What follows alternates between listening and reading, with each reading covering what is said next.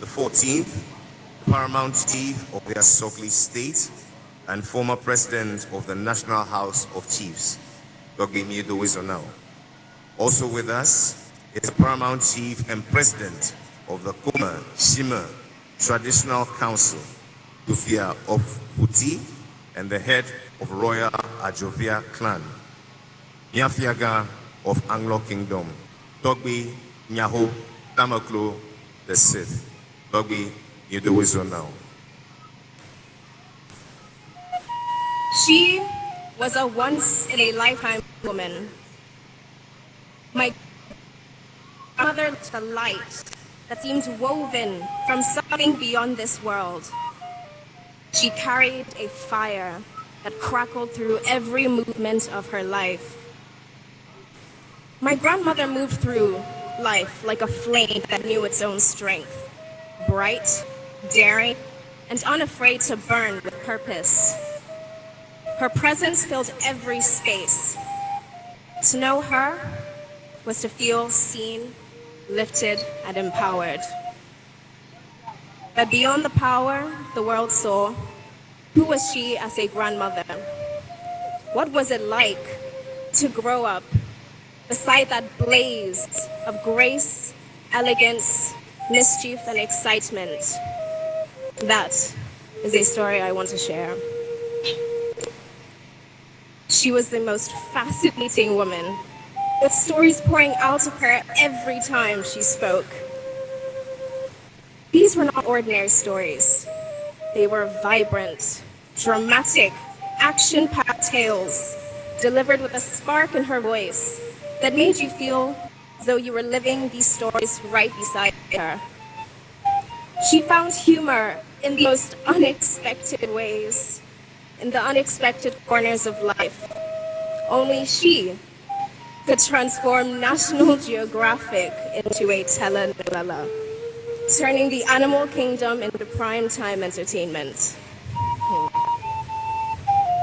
With Grandma, glamour never rested.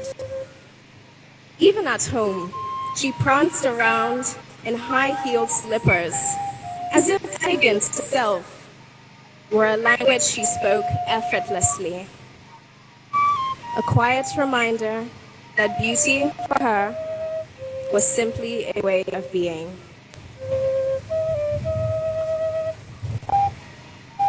She meant many things to many people.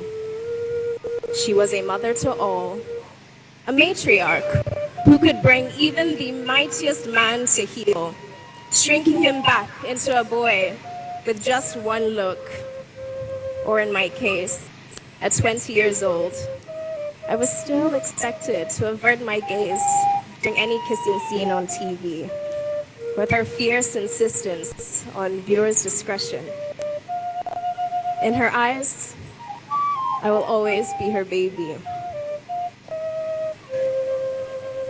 The realization of losing her comes in ebbs and flows.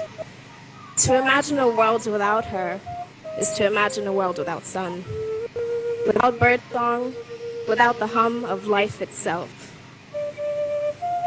But she gave us everything. Even when the world left her tired, she still gave. Even when she was stretched thin, she still poured out love. We were truly in the presence of an angel. Her unyielding love, her boundless energy, her force of life were gifts to everyone who knew her. She was a once-in-a-lifetime woman.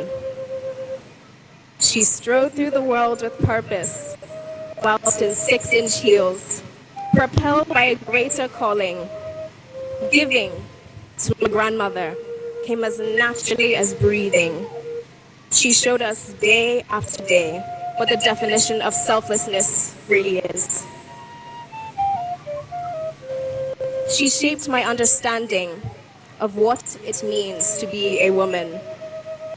Through her, I learned that womanhood is not defined by sacrifice alone, but by resilience, vibrancy, humor, grace, and the unapologetic embrace of one's own power.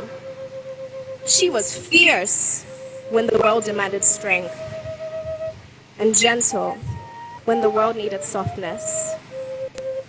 She is, and she will always be my hero, and I made sure to tell her. When a woman turns everything she touches into gold, she leaves behind treasures that time can never tarnish. Eternal memories, stories, and impact that will outlive us all.